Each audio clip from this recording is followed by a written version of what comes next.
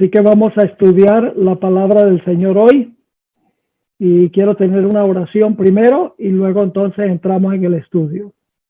Padre Celestial, gracias te damos ahora por el privilegio de abrir tu palabra, aprender lecciones de esa palabra.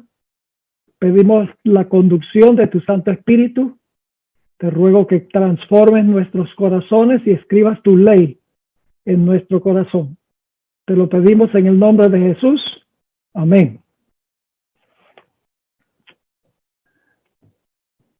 Quiero comenzar nuestro estudio leyendo de 1 Samuel 13 y el versículo 14. 1 Samuel 13 y el versículo 14. Está describiendo aquí a David, cómo consideraba Dios a David. Y dice lo siguiente: mas ahora tu reino, le está hablando a Saúl, mas ahora tu reino no será duradero. Jehová se ha buscado un varón conforme a su corazón, al cual Jehová ha designado para que sea príncipe sobre su pueblo, por cuanto tú no has guardado lo que Jehová te mandó. Así que 1 Samuel 13 dice que David era un varón conforme al corazón de Dios, un hombre muy cerca de Dios. Pero aún los hombres más grandes de la Escritura no están exentos de cometer errores. Y por lo tanto encontramos que la historia del rey David tomó algunos pasos muy malos después que Dios dijo que era un hombre conforme a su corazón. Y quiero relatar la historia del gran pecado de David, en realidad dos pecados: pecado del adulterio y el pecado del asesinato. Y vamos a comenzar en 2 Samuel 11 y el versículo 1. 2 Samuel 11, 1. Dice allí: aconteció al año siguiente, en el tiempo que salen los reyes a la guerra, que David envió a Joab y con él a sus siervos y a todo Israel, y destruyeron a los amonitas y sitiaron a Rabá. Pero David se quedó en Jerusalén. Hay algo muy importante en este versículo, y es que era época cuando los reyes salían a pelear con el enemigo. Pero el texto nos dice que David se quedó en Jerusalén, disfrutando de la comodidad del palacio. Se ha dicho que la mente ociosa es el taller del diablo. Y es verdad que nuestras peores tentaciones nos llegan cuando, en vez de estar activos en las cosas del Señor, estamos indolentes e inactivos. Cuando debemos estar orando, estudiando la palabra y haciendo obra misionera. En vez de eso, estamos alimentando la naturaleza carnal, tentando a Satanás para que coloque ante nuestros ojos algo que nos seduzca hacia el mal. Así que el primer error que cometió David fue en no salir a pelear las batallas del Señor. Se quedó en el palacio, ahí en la comodidad. Y ahora vino un serio problema para el rey David. Lo que quiero que notemos es que el pecado de David siguió 4 pasos específicos. 4 pasos. El primer paso lo encontramos en 2 Samuel 11:2. Y yo sé que el tema de hoy tiene que ver con la pureza moral del carácter de los jóvenes. Y vamos a encontrar que todo pecado sigue 4 pasos. Y hay que vencer el pecado en el primer paso, porque si no lo hacemos en el primer paso, ya fracasamos. El primer paso se encuentra en 2 Samuel 11 y el versículo 2. Dice aquí: y sucedió un día, al caer la tarde, que se levantó David de su lecho y se paseaba sobre el terrado de la casa real.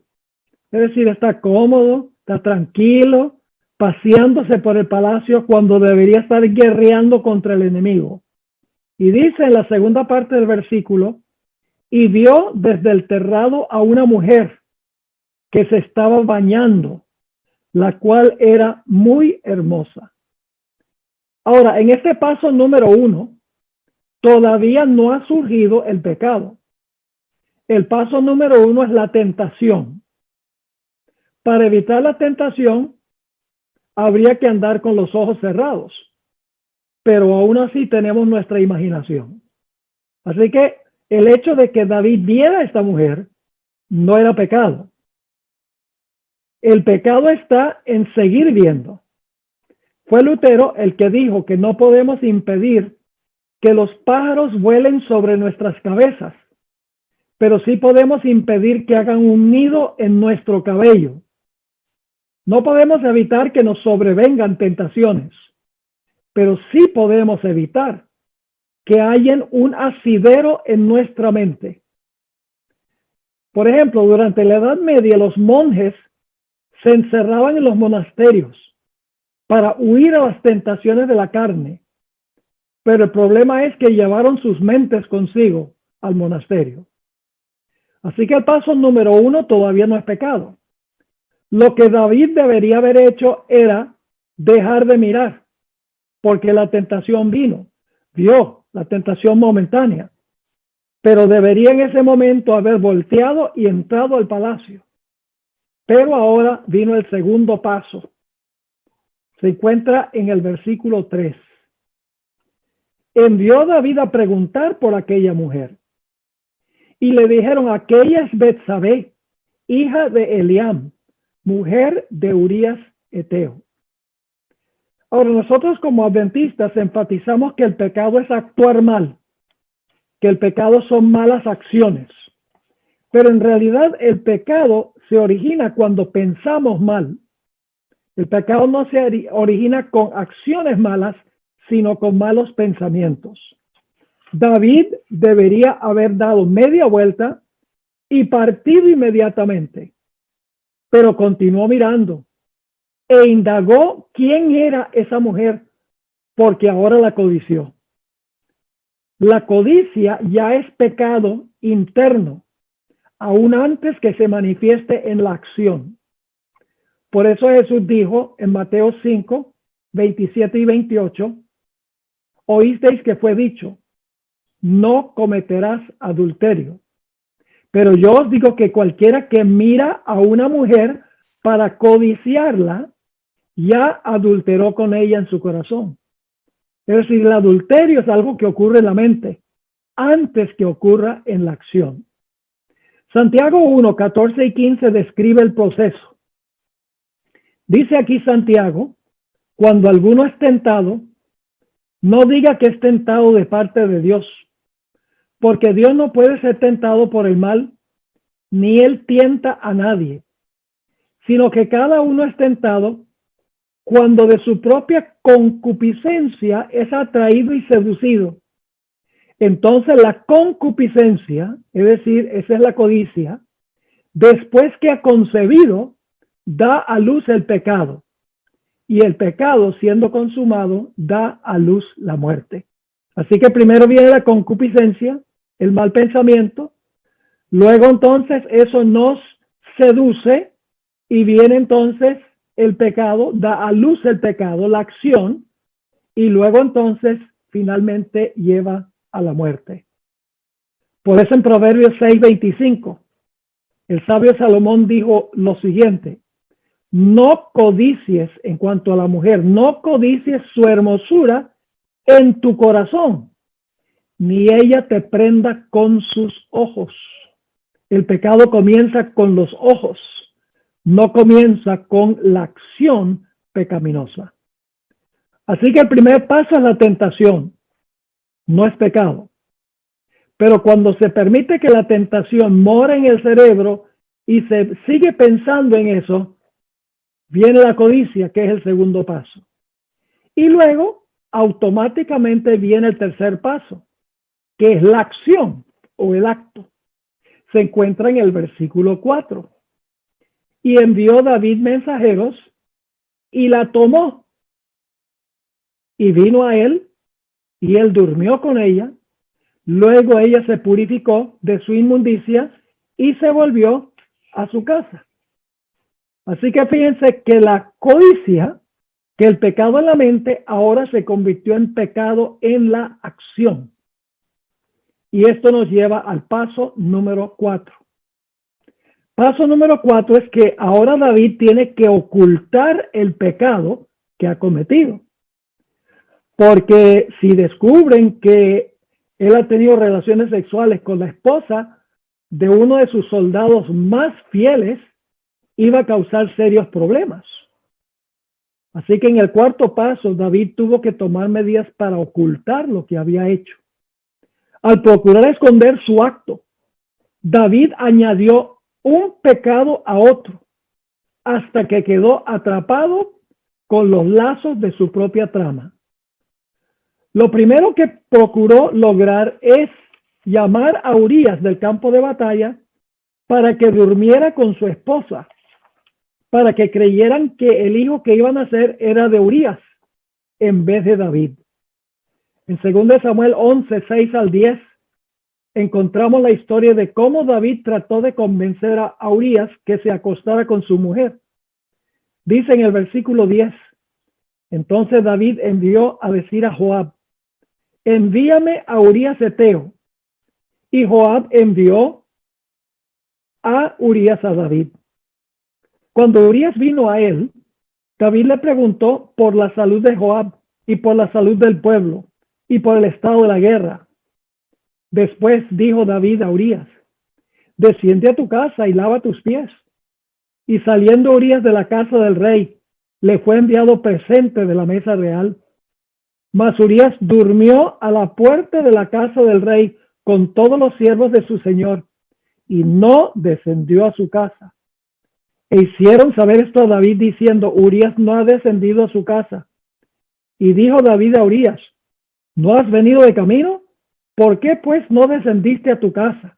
Porque David quería que tuviera relaciones sexuales con su esposa para que pensaran que el hijo que iban a nacer era de Urías y no de David. En 2 Samuel 11 y el versículo 11 sigue la historia.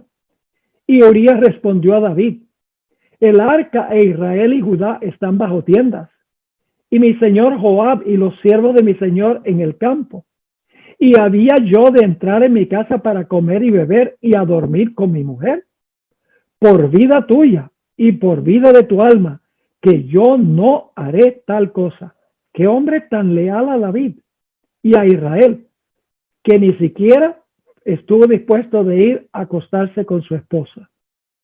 Así que David, viendo que había fracasado el plan A, ahora en el versículo 12, le dice a Urías, quédate aquí aún hoy, y mañana te despacharé.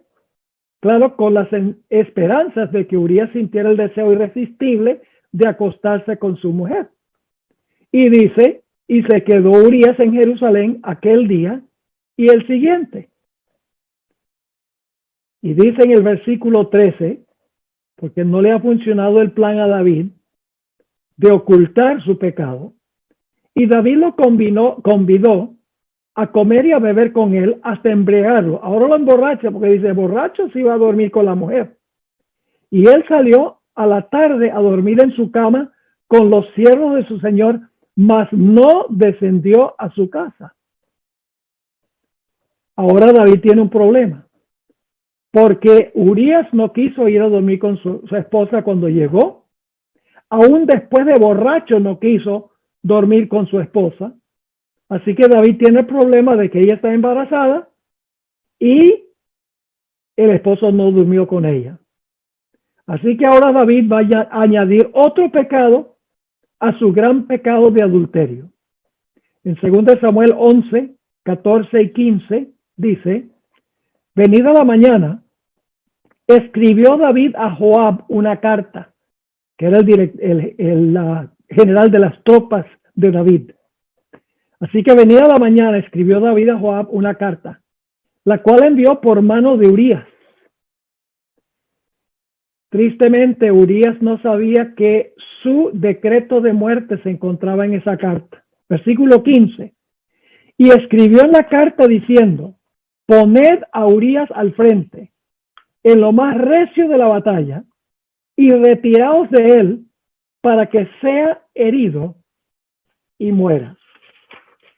Imagínense ustedes un amigo íntimo de David que protegía al rey, que peleaba por Israel. Y David está tramando para que lo maten en la batalla. En 2 Samuel 11 y el versículo 25, David dice, misión cumplida. Dice ahí en el versículo 25, y David dijo al mensajero, así dirás a Joab, no tengas pesar por esto, porque la espada consume, ora a uno, ora a otro. Refuerza tu ataque contra la ciudad hasta que la rindas y tú aliéntate. Es decir, no te preocupes por la muerte de Urías. Óigame, qué hombre tan descarado este David, el hombre conforme al que estuvo conforme al corazón de Dios. Así que el pecado de David siguió 4 pasos. 1, la tentación. 2, el deseo o la codicia, la concupiscencia. 3, el acto. Y 4, el deseo de esconder el acto para que nadie lo descubriera. Déjenme darles un par de ejemplos más que demuestran que estos son los 4 pasos. Y si queremos vencer el pecado, hay que vencerlo en el primer paso, cuando llega la tentación. Hay que pedirle al Señor que nos dé la valentía de decir no. Y eso se aplica al adulterio, se aplica a la pornografía, se aplica a los malos pensamientos. Cuando llega el pensamiento, en ese instante es que hay que pedirle al Señor la fuerza para no desempeñar el mal acto. Déjenme darles un par de ejemplos más de los 4 pasos. El caso de Acán.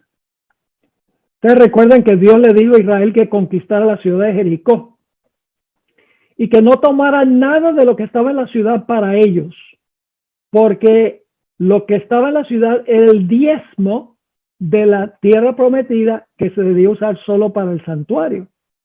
Pero hubo un hombre llamado Acán que se tomó algunas de las cosas que estaban en la ciudad. Noten lo que dice en Josué 7 y el versículo 20 y el versículo 21. Josué 7, 20 y 21. Y Acán respondió a Josué diciendo, verdaderamente yo he pecado contra Jehová, el Dios de Israel, y así he hecho. Ahora vienen los 4 pasos. Pues vi entre los despojos un manto babilónico muy bueno, y 200 ciclos de plata, y un lingote de oro de peso de 50 ciclos. No había ningún problema con que él viera esas cosas, porque todo Israel estaba viendo esas cosas. Pero ahora viene el segundo paso, lo cual codicié. Ahí comenzó el pecado. El deseo de tener esas cosas, lo cual codicié. Ahora viene el tercer paso. Y tomé.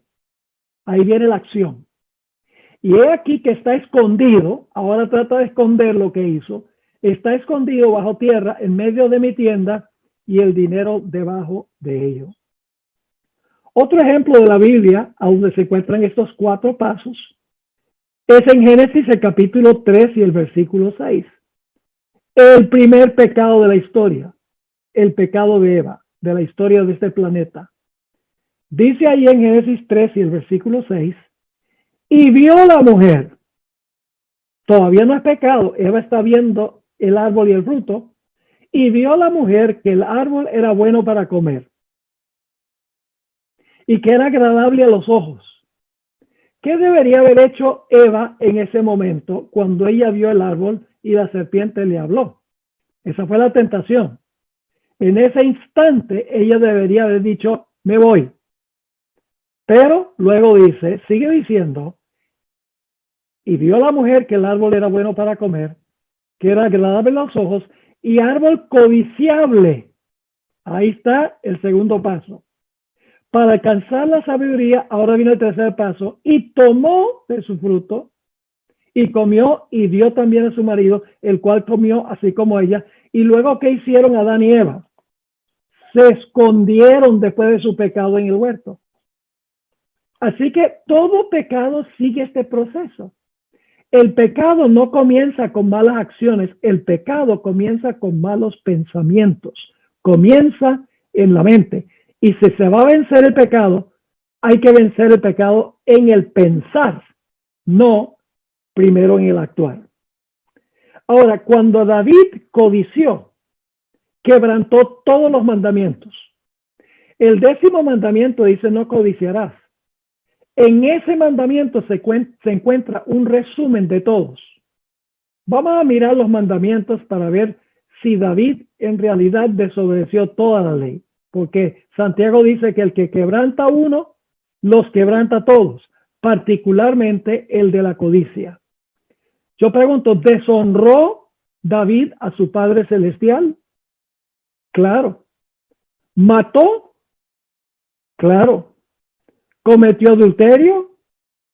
Sí. ¿Robó lo que no le pertenecía? Sí. ¿Usó el engaño y la mentira? Sí. Ahí tenemos los últimos mandamientos. Ahora, yo pregunto, ¿también David deshonró a su Padre Celestial y tuvo un ídolo, por así decirlo? ¿Cómo no? No solamente quebrantó los últimos 6, sino que también quebrantó los primeros 4, deshonrando a Dios, su Padre Celestial. David pensaba que él había tenido éxito en ocultar su pecado, como muchas veces nosotros creemos que nadie va a saber que nosotros estamos metidos en el internet viendo pornografía o que estamos moralmente haciendo cosas que no debemos hacer. Pensamos que nadie nos está viendo, pero en realidad hay uno que nos está viendo, que es Dios. Y finalmente el pecado se descubrirá. Noten 2 Samuel 11, versículos 26 y 27, ¿cómo se sintió Dios por lo que había hecho David? Dice en el versículo 26, y oyendo la mujer de Urías que su marido Urías era muerto, hizo duelo por su marido. Y pasando el luto, envió David y la trajo a su casa. Es decir, David quiere que la gente diga, ay, qué bueno es David, porque mira, va a atender a la pobre esposa de Urías que mataron en la batalla. Claro. Y luego sigue diciendo, y fue ella su mujer, y le dio a luz un hijo. Pero ahora piensa en la reacción de Dios. Mas esto que David había hecho fue desagradable ante los ojos de Jehová. Puede ser que nadie nos esté mirando, ningún ser humano, pero Dios sí está mirando. Y debemos estar conscientes de eso antes de ver ciertas cosas que no deberíamos ver. Ahora, Dios va a tomar medidas para destapar el pecado de David. En Proverbios 28 y el versículo 13, en un versículo muy bien conocido por todos, Proverbios 28, 13 dice, el que encubre sus pecados no prosperará. Así que Dios ahora manda al profeta Natán para hablar con David, para desenmascarar el pecado que ha tratado de ocultar. La historia está en 2 Samuel 12, 1 al 4. Natán no le apunta el dedo a David al principio y le dice, tú eres un adúltero. No, le cuenta una parábola. Dice en 2 Samuel 12, 1 al 4, él quería que David pronunciara su propia sentencia. Dice en el versículo 1 del capítulo 12, Jehová envió a Natán a David, y viniendo a él le dijo, había 2 hombres en una ciudad, el uno rico y el otro pobre. El rico tenía numerosas ovejas y vacas, pero el pobre no tenía más que una sola corderita, dice en femenino, no un corderito, sino una corderita. David no ha caído en cuenta de lo que está haciendo Natán. Así que dice, pero el pobre no tenía más que una sola corderita, que él había comprado y criado, y que había crecido con él, y con sus hijos juntamente, comiendo de su bocado, y bebiendo de su vaso, y durmiendo en su seno, es decir, es la mascota de la familia. Y la tenía como a una hija.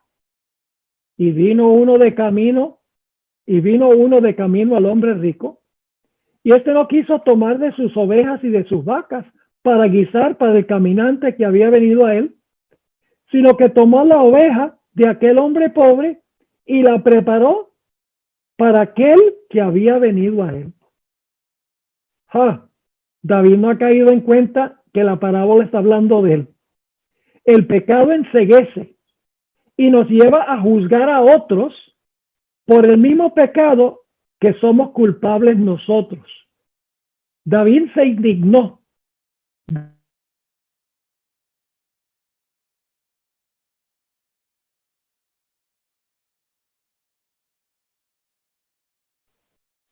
A un hombre.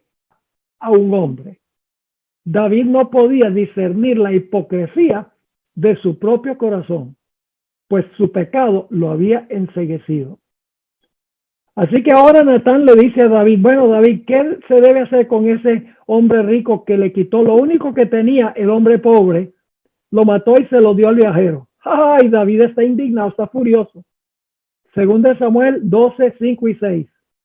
Entonces se encendió el furor de David en gran manera contra aquel hombre.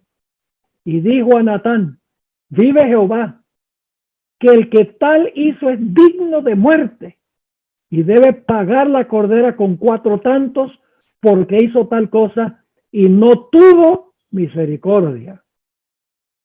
Así que David ha pronunciado su propia sentencia de muerte. En 1 de Juan, el capítulo 3 y el versículo 4, encontramos que en realidad el pecado es infracción de la ley. Ustedes conocen ese versículo, dice todo aquel que comete pecado infringe también la ley, pues el pecado es infracción de la ley. Ahora, este es un versículo que como adventistas usamos mucho. Generalmente pensamos que el pecado significa transgredir una ley escrita. Pero ese código lo que hace es describir relaciones entre personas.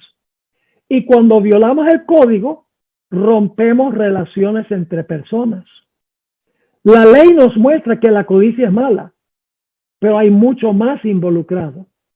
El pecado no hiere a un código frío de piedra, sino que hiere a personas. En Romanos 7, 7, el apóstol Pablo escribió, ¿qué diremos pues? ¿La ley es pecado? En ninguna manera. Pero yo no conocía el pecado sino por la ley, porque tampoco conociera la codicia si la ley no dijera, no codiciarás. El pecado no significa, jóvenes, solamente quebrantar un código escrito. Significa herir a Dios y a nuestros semejantes. Hiere a la esposa, al esposo, a los hijos, a los amigos, a la iglesia y por sobre todo a Dios. Por eso es que el apóstol Pablo escribió en Romanos 13, 8 al 10, cita los últimos 6 mandamientos de la ley de Dios y luego dice que eso se resume en una frase. Voy a leer Romanos 13, 8 al 10. No debáis a nadie nada, sino el amaros unos a otros, porque el que ama al prójimo ha cumplido la ley.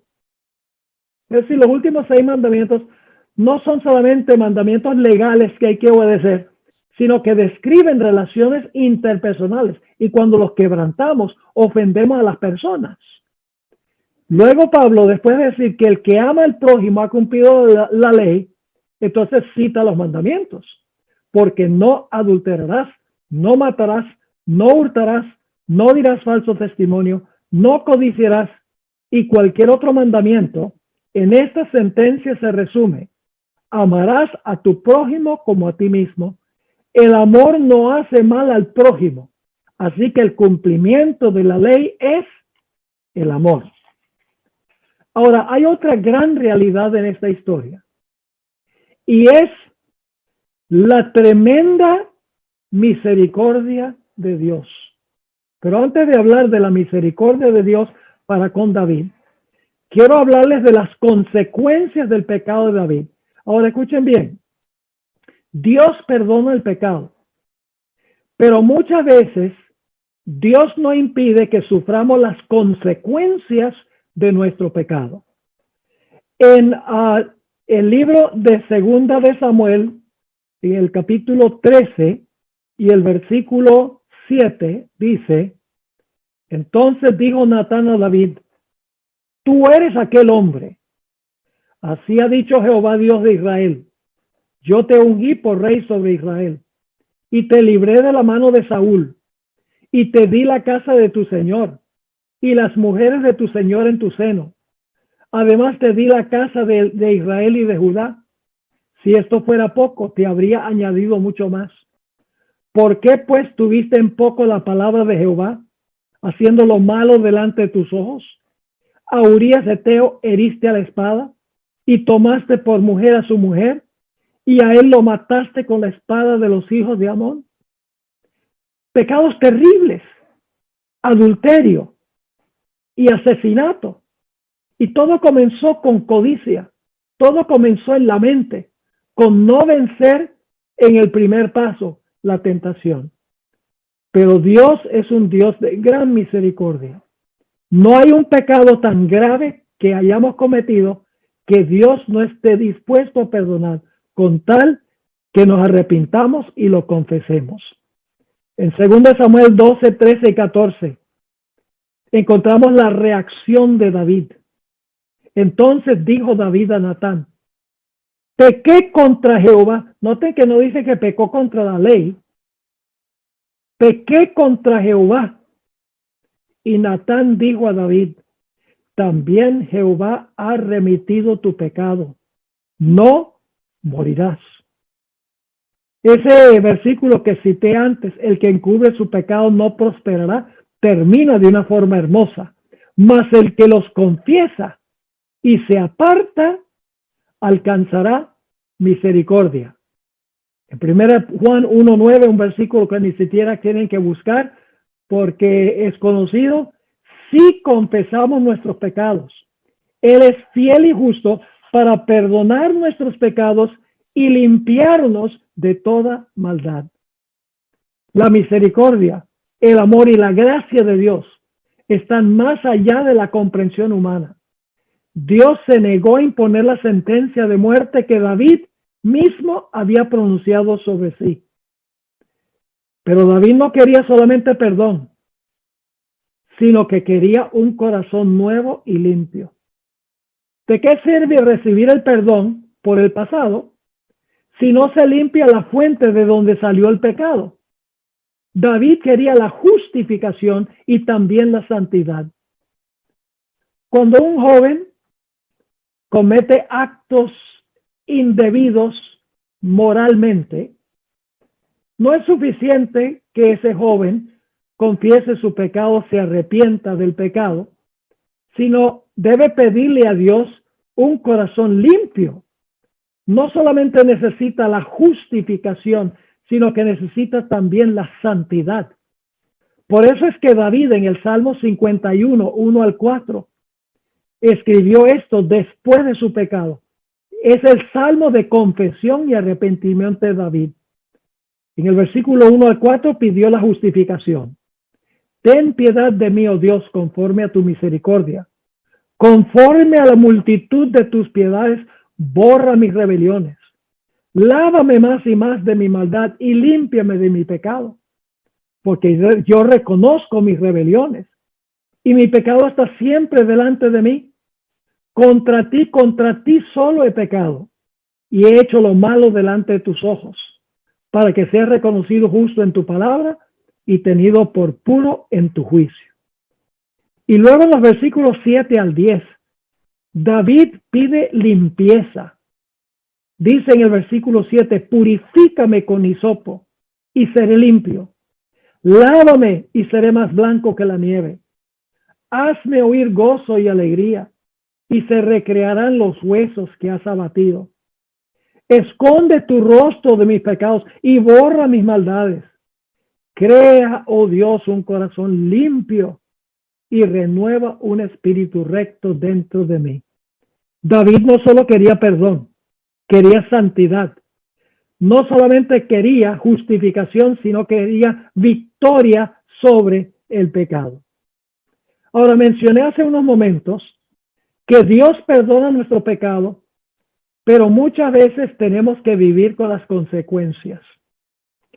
Gálatas 6:7 dice, no os engañéis, Dios no puede ser burlado, pues todo lo que el hombre sembrare, eso también segará. Así que aunque Dios perdonó a David, David tuvo que cosechar las consecuencias de su pecado.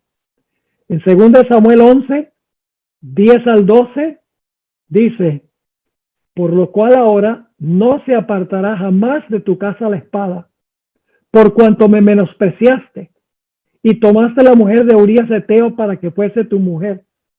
Así ha dicho Jehová, he aquí yo haré levantar el mal sobre ti de tu misma casa, y tomaré tus mujeres delante de tus ojos y las daré a tu prójimo, el cual yacerá con tus mujeres a la vista del sol, porque tú hiciste en secreto, lo que hiciste en el Espíritu procedía sobre las consecuencias del pecado de David. Triste. Es decir, Dios perdona, pero las consecuencias quedan. Si nosotros pensáramos cómo nuestros pecados hieren a otros, hieren a Dios, y las consecuencias que van a venir, tendríamos mucho más cuidado de no cometer esos pecados. Dice ahí en Patriarcas y Profetas 7:83, se produjo un gran cambio en David mismo. Quebrantaba su espíritu la comprensión de su pecado y de sus abarcantes resultados. Se sentía humillado ante los ojos de sus súbditos. Su influencia se debilitó. Hasta entonces su prosperidad se había atribuido a su obediencia concienzuda a los mandamientos del Señor. Pero ahora sus súbditos, conociendo el pecado de él, podrían verse inducidos a pecar más libremente. En su propia casa se debilitó su autoridad y su derecho a que sus hijos lo respetasen y obedeciesen. ¿Cómo podía él decirle a sus hijos que fueran moralmente rectos? Sus hijos le iban a decir, mira quién eres tú para hablar, sigue ella. Cierto sentido de su culpabilidad le hacía guardar silencio cuando debiera haber condenado el pecado y debilitaba su brazo para ejecutar justicia en su casa. Su mal ejemplo influyó en sus hijos y Dios no quiso intervenir para evitar los resultados. Permitió que las cosas tomaran su curso natural y así David fue castigado severamente. Así que jóvenes, el pecado sigue 4 pasos. Es lo que yo le digo, la anatomía del pecado. Primero, la tentación. Segundo, el deseo de ceder a la tentación. Tercero, el acto. Y en cuarto lugar, tratamos de ocultar lo que estamos haciendo. Y luego vienen las terribles consecuencias que ni siquiera nos imaginamos cuando cometemos el pecado. Así que mi oración es, jóvenes, al escuchar este tema, que le roguemos a Dios que nos ayude a vencer el pecado en el primer paso. Que cuando venga la tentación, oremos al Señor y digamos, Señor, dame la valentía, yo no tengo la fuerza, dame la valentía de voltearme para el otro lado y no continuar a los pasos que llevan a la destrucción. El Señor les bendiga y que esa sea nuestra experiencia en esta tarde.